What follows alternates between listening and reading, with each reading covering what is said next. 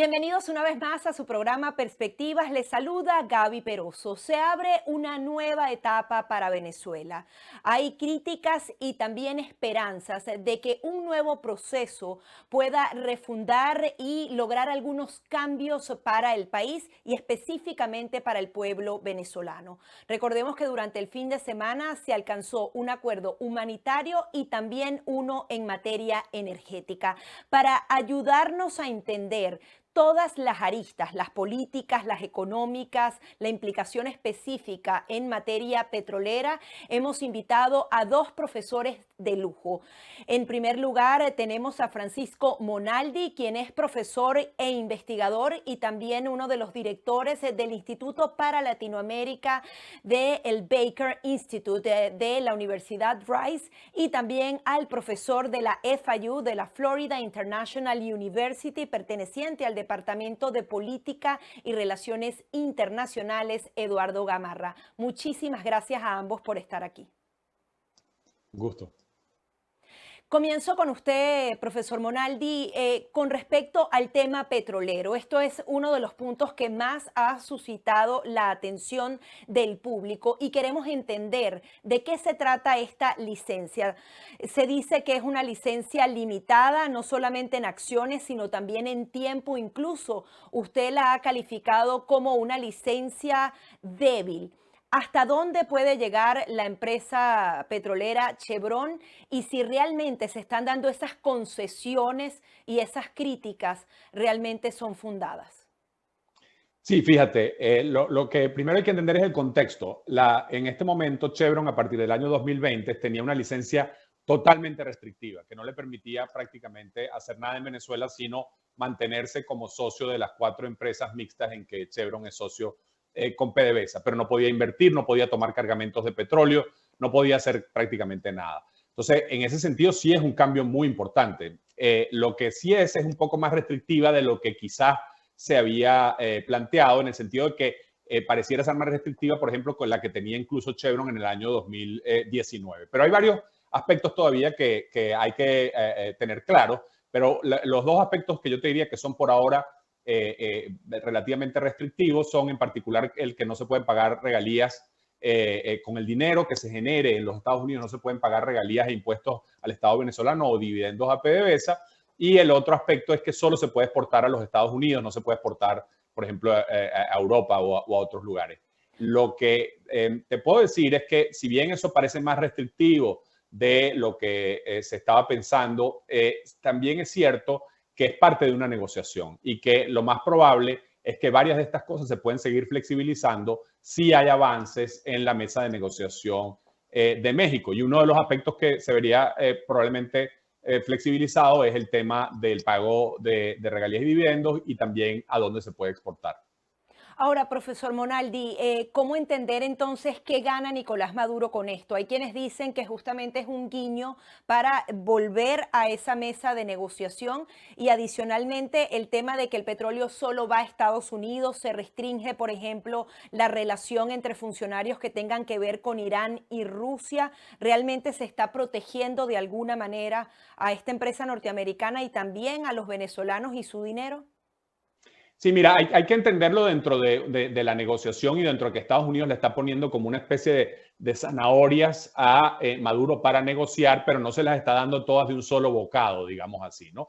Entonces, fíjate, Maduro hoy ya gana ciertas cosas. Primero, la posibilidad de que Chevron por primera vez pueda ayudarlo a operar y a invertir en esos proyectos. Segundo, el precio que se puede vender en Estados Unidos es muchísimo más elevado. Estamos hablando del rango de $70 hoy en día con respecto a los 40 o 50 que está obteniendo finalmente por el lado de Asia. Y aunque ese dinero no pueda fluir directamente hoy al gobierno de Nicolás Maduro, claramente se está generando una cuenta y se están haciendo inversiones con ese dinero. Y además se está pagando una deuda Chevron que, si bien no es la prioridad de Nicolás Maduro, se está pagando en unos términos atractivos porque es un precio más alto. Pero lo más importante es lo que dijiste tú. Para Nicolás Maduro esto es el principio de decirle al mundo: Venezuela otra vez está abierto, otra vez Estados Unidos lo va a autorizar a exportar crudo a Estados Unidos y las inversiones van a ocurrir en Venezuela y Venezuela vuelve a ser un actor importante en el negocio petrolero. Si bien, como sabemos, en el corto plazo no va a ser muy importante lo que ocurre en términos de producción, de aumento de producción,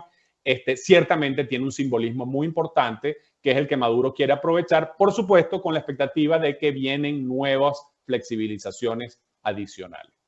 Profesor Gamarra, también quiero sumarlo a esta conversación para entender un poco las implicaciones políticas, relaciones internacionales que tienen estos dos acuerdos desde ambas caras, el lado humanitario y el lado petrolero, y adicionalmente saber si usted está de acuerdo que este era un buen punto de partida para iniciar entonces esta negociación.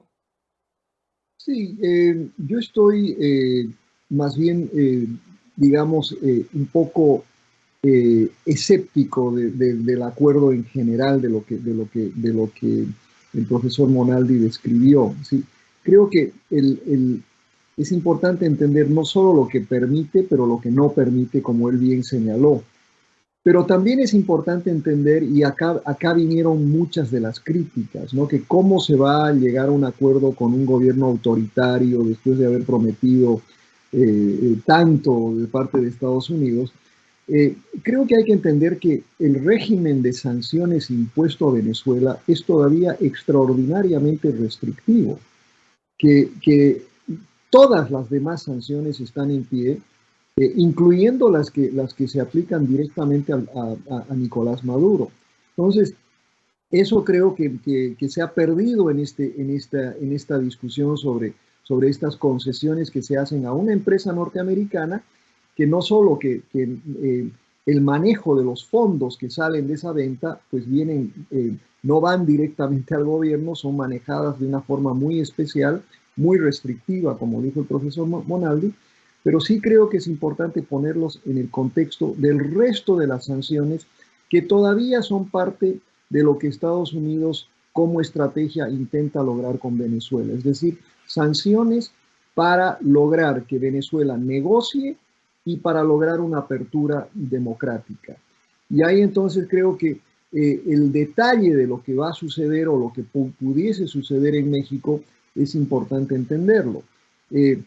La parte, por ejemplo, del acuerdo respecto a la ayuda humanitaria también es importante porque son alrededor de 3.000 millones de dólares que tampoco el gobierno de Venezuela los manejará. Esos serán manejados también de una forma externa, con un gran control sobre cómo se utilizarán y obviamente con un impacto teóricamente directo sobre la población en Venezuela.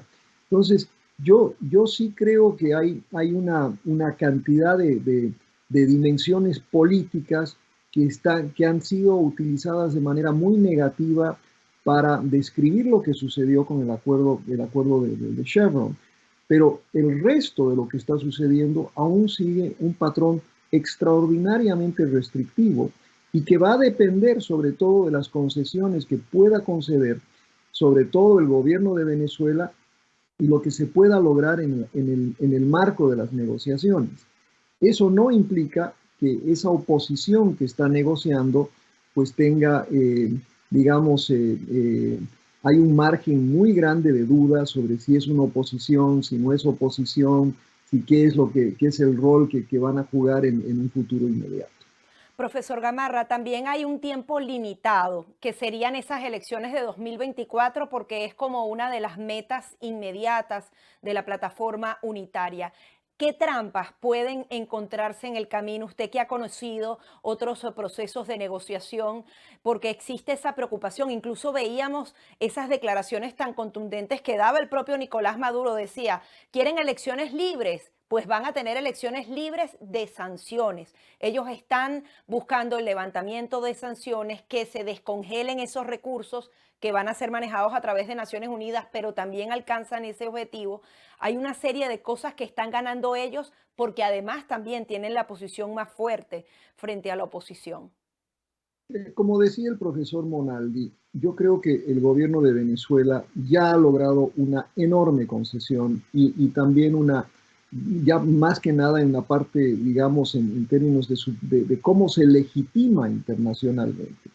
O sea, acá el gobierno de Venezuela lo está diciendo. Ahora tenemos el reconocimiento de los europeos, inclusive este acuerdo de Chevron es visto como una concesión norteamericana, digamos.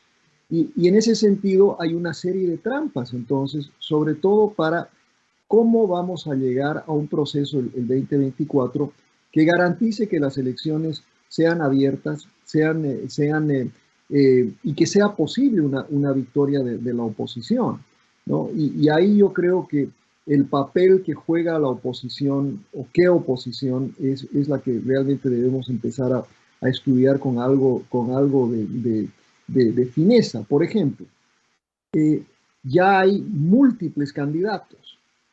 Si bien se va a llegar a una primaria de la cual pudiese surgir un candidato único, esto ya lo hemos visto en el pasado. Múltiples candidatos le favorece al gobierno y eso es a lo que está jugando. Podremos tener una corte electoral independiente, absolutamente independiente. Por ahora eso también está en duda, a pesar de que ha habido algún progreso en ese sentido. Y todo eso va a depender de lo que se negocie en México.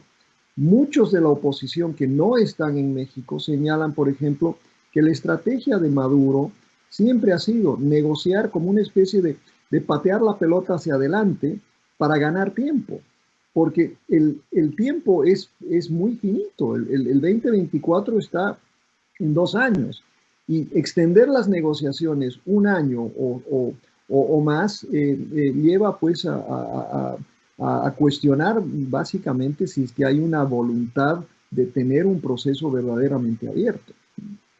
Profesor Monaldi, quería que nos ayudara a entender también el tema de las cifras. ¿Qué se está esperando de esta empresa norteamericana? Por ejemplo, ¿cuánto producen actualmente? ¿Cuánto podrían producir en el corto y el mediano plazo? Y la implicación de eso en el mercado petrolero mundial. Sí, cómo no. Fíjate, creo que es importante enfatizar lo que decía el profesor Gamarra, que esto es en el marco de todo ese conjunto de restricciones que hay más allá de las licencias al sector petrolero y de cómo se mueven todas estas piezas en el sentido de que Estados Unidos le provee incentivo a Nicolás Maduro para negociar estos avances. Y entonces, fíjate, dependiendo de qué tan restrictivo siga siendo o no las sanciones, podemos ver que esto pase más rápido o más lento. Pero ¿qué podría pasar? Primero, hoy Chevron produce en sus empresas mixtas en Venezuela alrededor de 50,000 barriles diarios, ¿no? Eso es una fracción de los 700,000 barriles que está produciendo Venezuela. Pero esas empresas mixtas llegaron a producir hace nada entre 80 y 100,000 barriles diarios. Entonces, eso nos permite entender que allí hay lo que llamamos una capacidad ociosa y en particular en un campo que se llama Petroboscán en el Zulia, ellos pueden incrementar la producción relativamente rápido porque tienen la capacidad ya allí para hacerlo. Entonces, eso me hace a mí estimar que en los primeros 6 meses, si las cosas marchan bien, porque hay varias cosas que pueden no marchar tan rápido, podría haber un incremento de producción de hasta llegar a unos 100,000 barriles. A partir de allí, Chevron puede llegar a producir entre 200 y 250,000 barriles en esos campos, pero a partir de allí se requiere una inversión muy significativa. Esa inversión no está claro que tanto la permite la licencia, porque la licencia tiene un lenguaje bastante restrictivo. Entonces, yo creo que la mayor inversión va a requerir algunos otros relajamientos o flexibilizaciones de esas sanciones. Y después de eso, Gaby, lo más importante es entender las siguientes, por ejemplo, licencias. Eni, Repsol, Maurel & Prom, son 3 empresas que pareciera que quieren un trato muy parecido al de Chevron. Esas empresas producen mucho menos petróleo en Venezuela, tienen mucho menos capacidad, pero eso podría agregar en 2 años otros, digamos, 50,000 barriles si esas se aprueban. Y finalmente, creo que la otra gran incógnita que tenemos que ver es qué pasa con las sanciones secundarias. ¿Va a poder, por ejemplo, la India comprar petróleo a Venezuela como hacían hasta el año 2020? Porque si eso ocurre, eso significaría todavía un ingreso más importante para PDVSA y para Venezuela. Y entonces ahí con eso puedes ver que la cantidad de restricciones que hay, ni hablar de las otras sanciones personales, las sanciones financieras, que como dijo el profesor, son un conjunto de restricciones bastante significativas que le dan cierto margen al gobierno de los Estados Unidos para negociar. Sí, profesor Gamarra, quería referirme justamente a esas sanciones. Es muy curioso pensar que se siga esta negociación cuando existe un precio, una recompensa por las máximas figuras del régimen de Nicolás Maduro. Entonces, incluso hay quienes aseguran, ellos están viajando a varias partes del planeta y regresando, pero en teoría debería haber una orden de captura internacional en contra de ellos. ¿Cómo entender que este proceso continúe cuando existen procesos criminales en contra de estas personalidades? Bueno, Gabriela, el mundo ha cambiado en los últimos 8 meses y el mundo ha cambiado de una manera dramática, ¿no? Que de alguna manera explica este acuerdo con Chevron. Eh, pero también ha cambiado para el gobierno del presidente Biden, que tiene enormes presiones políticas, no solo por el hecho de que necesitamos petróleo y tenemos que controlar la inflación y otros temas, pero creo que en el contexto internacional, el gobierno del presidente Biden se ha comprometido de una manera tan estricta, se ha puesto una camisa de fuerza respecto al tema de la democracia, ¿no? Se ha vuelto en el promotor de la democracia liberal y representativa en todo el mundo. Y esto hace que muchos de sus críticos pues cuestionen entonces cómo vamos a negociar con un dictador, una persona que tiene una recompensa de 15 millones de dólares en su cabeza, cuando a la vez estamos hablando de democracias restrictivas y a la vez estamos hablando de no, por ejemplo, reconocer a algunos o no tener relaciones con algunos que no son tan, digamos, que no tienen situaciones de violaciones de derechos humanos tan severas, como por ejemplo el caso de El Salvador, un presidente de derecha con el que Washington no tiene buenas relaciones. Entonces, todo esto lleva verdaderamente a cuestionar la lógica de lo que está haciendo Estados Unidos en Venezuela. Yo pienso, y esta es quizás una opinión muy subjetiva, que para lograr el cambio en Venezuela, y creo que esto lo piensan también en Washington, para lograr el cambio en Venezuela, vamos a tener que conversar con Nicolás Maduro. Yo creo que no hay otra forma de salir adelante y entonces las negociaciones en México son de vital importancia precisamente para avanzar de una u otra forma hacia el objetivo ese que tiene Washington de democratizar Venezuela. Profesor Monaldi, justamente hablábamos de ese cambio, lo señalaba Eduardo Gamarra, cómo ha cambiado el mundo y definitivamente esta invasión de Rusia a Ucrania lo ha hecho que, por ejemplo, el presidente de Francia pida directamente que Venezuela vuelva al mercado internacional. Y allí entra en juego entonces quiénes necesitan petróleo y quiénes justamente lo están buscando desesperadamente. Y hay algunos analistas que dicen que Estados Unidos tenía que dar el primer paso porque si no, tarde o temprano, otra nación justamente iba a hacer negocios con Nicolás Maduro sin ningún tipo de problema. Quería que nos hablara de esos países a los que se les podría otorgar esas licencias y cómo entonces Estados Unidos quiere consolidar justamente también la compra de petróleo y que éste sea refinado aquí en suelo americano. Sí, fíjate, yo creo que a la larga hay un objetivo geoestratégico separado del objetivo de la democratización de Venezuela, que es que se produzca más petróleo en áreas que no estén, digamos, bajo la influencia de Rusia o de otros actores geopolíticos que Estados Unidos ve como rivales, o incluso de aliados como Arabia Saudita que han usado su poder para presionar a Estados Unidos. Y eso abre el espacio a América Latina. Hay dos países que están subiendo la producción de América Latina, si incluimos a Guyana como parte de América Latina, que son Guyana y Brasil. De resto, la región más bien está declinando su producción. Argentina tiene algo de potencial, pero como sabemos hay obstáculos por políticos macroeconómicos, etcétera. Y el otro, entonces, gran potencial es en Venezuela.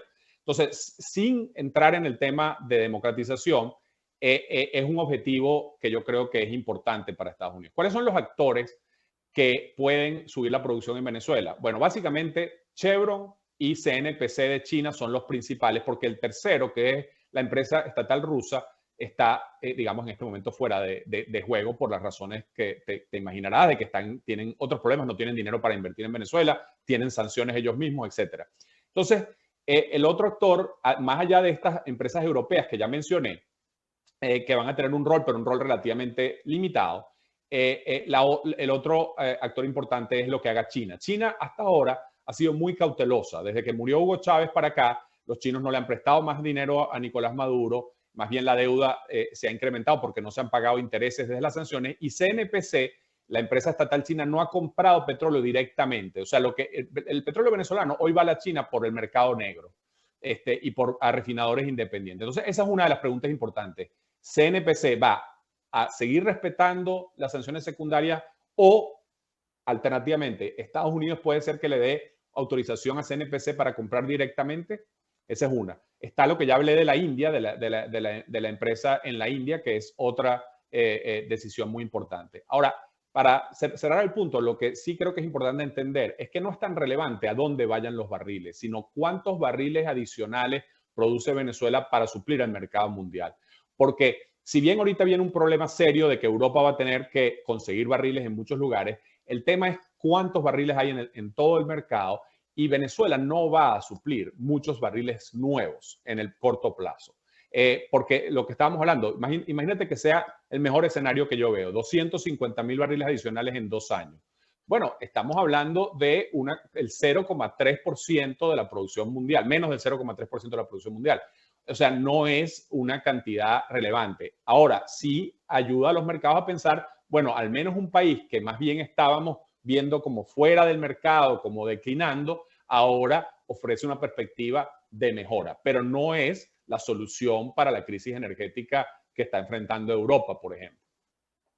Profesor Gamarra, entendiendo un poco más allá de la negociación en el tema petrolero para que se alcance, por ejemplo, esa meta final de unos 3 millones de barriles producidos por Venezuela, estaría un tema de garantías, porque para lograr eso, obviamente las empresas petroleras de cualquier parte del mundo, las que señala el profesor Monaldi, tienen que llegar, invertir y tienen que tener algún tipo de seguridad jurídica. Hay quienes dicen que la presión a Nicolás Maduro no va a pasar por esa mesa de negociación o el tema electoral, sino que justamente la dinámica económica hará que ellos por lo menos cumplan garantías para esas empresas extranjeras. ¿Cómo ve usted esa dinámica? ¿Nicolás Maduro realmente está dispuesto a entrar por el carril, al menos en esa área energética, para poder hacerse con recursos y poder entonces respetar a toda esa inversión extranjera que podría llegar en los próximos años? Gabriela, esa es una pregunta bastante difícil de contestar y creo que la única fórmula para entender esto es un poco saber que el pasado puede ser prólogo en Venezuela también, particularmente si vemos cuál ha sido el comportamiento del gobierno de Venezuela en los últimos años. No solo que no han progresado mucho las negociaciones, precisamente porque cada vez que se avanza un poco, deciden pues o retirarse por una excusa u otra, ¿no? Y siempre pues como dicen algunos críticos, pone algún otro obstáculo para llegar a algo. Pero la pregunta tuya tiene también que ver de alguna manera con la independencia del Poder Judicial y la posibilidad de que inversionistas tengan algún recurso legal en el caso de hacer inversiones en Venezuela. Y algo que en Venezuela hoy en día no existe la posibilidad de que haya un poder judicial independiente. Un poder judicial independiente quizás pueda surgir de unas elecciones verdaderamente libres, abiertas, donde digamos, hay algún balance de poder en un futuro post-2024. Por eso creo, ¿no?, que en este momento de suceder esto de manera repentina, creo que muchas compañías van a tener mucha reticencia precisamente por este punto. ¿Por qué invertir si no hay ninguna garantía? Por más que esté firmada o que haya una intención de firmarla. Yo creo que va a haber muchísima reticencia y francamente creo que el profesor Monaldi nos podrá decir si es que las compañías que él conoce, ¿no? Tendrían esa, más allá de Chevron, ¿no? Que tiene la garantía de los Estados Unidos al final. Pero otros inversionistas creo que van a ser muy reticentes en el contexto actual venezolano. ¿Qué cree usted, profesor Monaldi? ¿Realmente las empresas extranjeras están dispuestas a jugársela con Venezuela? Mira, hay dos factores, ¿no? Uno que sí favorece a Maduro es que el precio del petróleo está muy alto, ¿no? Y entonces eso le da una altísima rentabilidad. Por ejemplo, para darte una idea, tú perforas un pozo hoy en Venezuela y lo conectas a una infraestructura existente y lo recuperas en cuestión de meses, de pocos meses, el dinero, ¿no? Entonces, eso siempre se dice, ¿no? Para grandes riesgos, grandes retornos, ¿no? Si uno se le ofrecen. Pero dicho esto, las inversiones de petróleo en general, más allá de esas que te estoy diciendo que ya se conectan a la infraestructura existente, etcétera, son inversiones de largo plazo. Y ahí vienen los temas que el profesor Gamarra planteaba. Fíjate, primero está en la propia incertidumbre sobre cuánto dura esta relación, porque podría pasar que Maduro no cumpla con los acuerdos, que Maduro, a medida que se va acercando la elección del 2024, se da cuenta que no, digamos, que no se va a poner en riesgo su control del poder, etcétera. También puede pasar que gane una administración republicana en Estados Unidos en el 2024 y Chevron sabe que todas estas cosas pueden pasar y pueden alterar eso. Y no solo Chevron, lo saben los otros también, los potenciales otros inversionistas. Entonces, eso pone realmente unos riesgos adicionales importantes, pero ni hablar de los riesgos institucionales de un país que ha incumplido todos los contratos petroleros en los últimos 20 años, que no tiene separación de poderes, que no tiene un Congreso independiente, que no tiene un sistema judicial independiente. O sea, efectivamente, Venezuela es un país muy, muy riesgoso. Que los retornos tan altos puedan incentivar ciertas inversiones, yo creo que sí. Hay algunas inversiones porque, como te digo, se recuperarían relativamente rápido, pero para que Venezuela tenga eso que tú llamas, eso decir, que tú llamas la recuperación del sector, es decir, llegar a 3 millones de barriles al menos, que es lo que producía Venezuela hace 10 años, eso requiere 80.000 millones de dólares de inversión. Eso no es imaginable para mí en el contexto de este tipo de incertidumbre y de Nicolás Maduro en el poder. Quería también consultar a ambos cómo ven la política estadounidense, si para ustedes se están dando los pasos correctos a partir de este momento, de aquí al 2024 y qué también puede suceder con los republicanos. Ya más o menos el profesor Monaldi lo adelantaba. ¿Cómo ven? Porque al final Estados Unidos es el actor principal, lamentablemente. Está la plataforma unitaria, todo el mundo quiere que la negociación se haga entre ellos, pero realmente Estados Unidos no solamente está dando concesiones a sus empresas, sino que también por ellos pasa las licencias a otros países porque justamente las sanciones están de su mano. Comienzo con usted, profesor Gamarra. Bueno, yo creo que es importante entender, yo diría que los resultados electorales de noviembre nos dan una serie de escenarios políticos complejos en Estados Unidos en los próximos 2 años. Pero sí creo que es el mejor escenario para lo que acaba de suceder, porque el escenario que se anticipaba, que era una victoria total republicana, probablemente hubiese hecho que un acuerdo como este con Chevron hubiera sido mucho más difícil de, no solo anunciarlo, pero implementarlo, porque hay sectores dentro del Partido Republicano extraordinariamente opuestos a cualquier apertura con Venezuela, muy opuestos a lo que está sucediendo en México. Entonces creo que estamos ante un escenario precisamente para este tipo de acuerdos incrementales bastante positivo. Si bien en la Cámara Baja va a haber el cuestionamiento de algunos republicanos mucho más de la derecha, creo que en el Senado va a haber un ambiente algo más positivo para continuar con estas negociaciones y para impulsar, digamos, la fórmula que el presidente Biden ha estado persiguiendo. Ahora bien, habiendo dicho eso, ¿no? Yo creo que esta administración ha sido muy floja en su implementación de cualquier política hacia Venezuela. Ha sido muy lenta su persecución ha sido muy débil, teniendo control de ambas cámaras.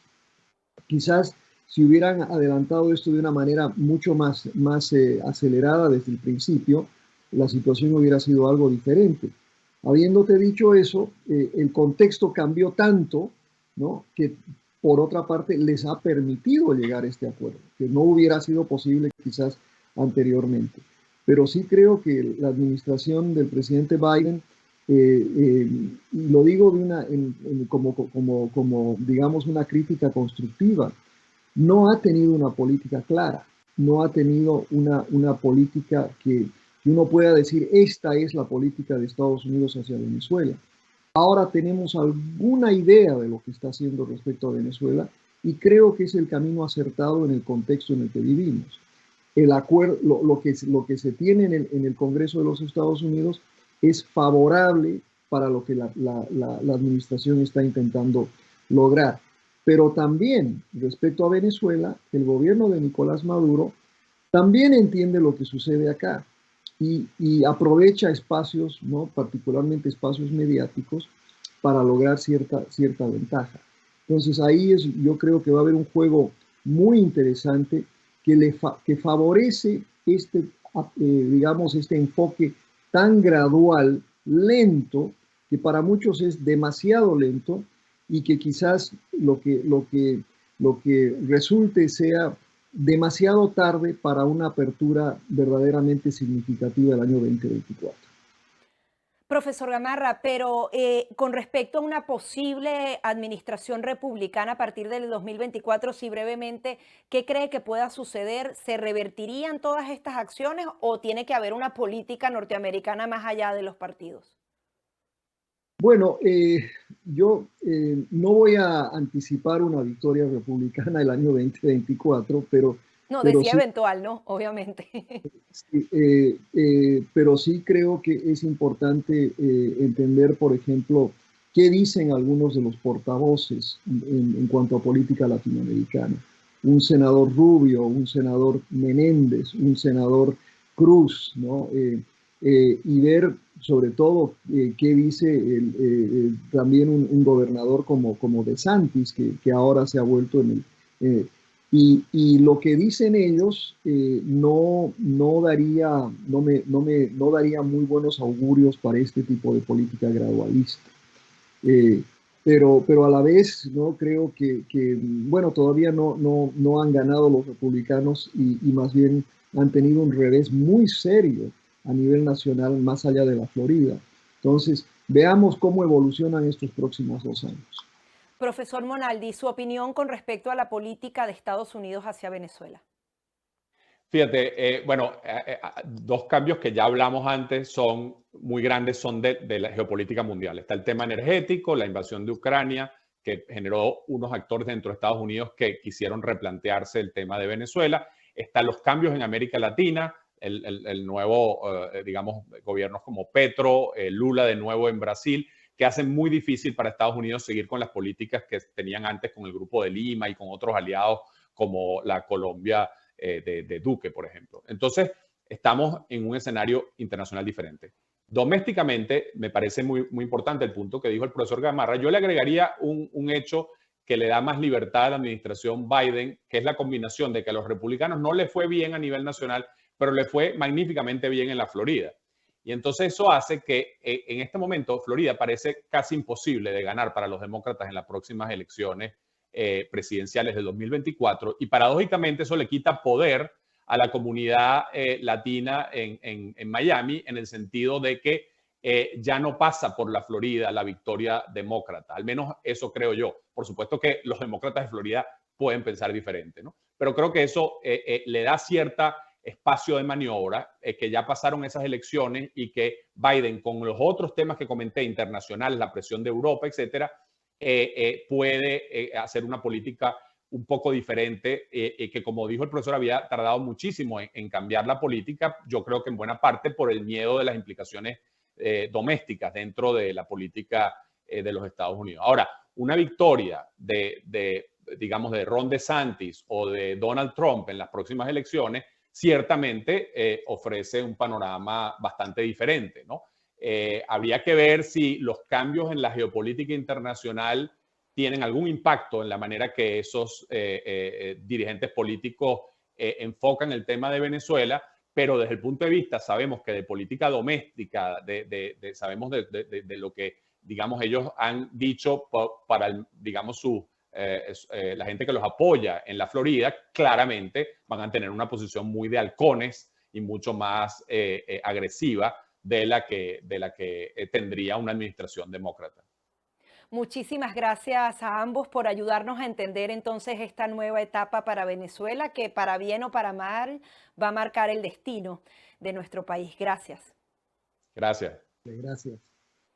Son las declaraciones de Francisco Monaldi y Eduardo Gamarra, profesores de universidades prestigiosas internacionales y centrados justamente en el tema de relaciones internacionales, políticas públicas y, por supuesto, el tema energético. Hasta aquí nuestro programa Perspectivas.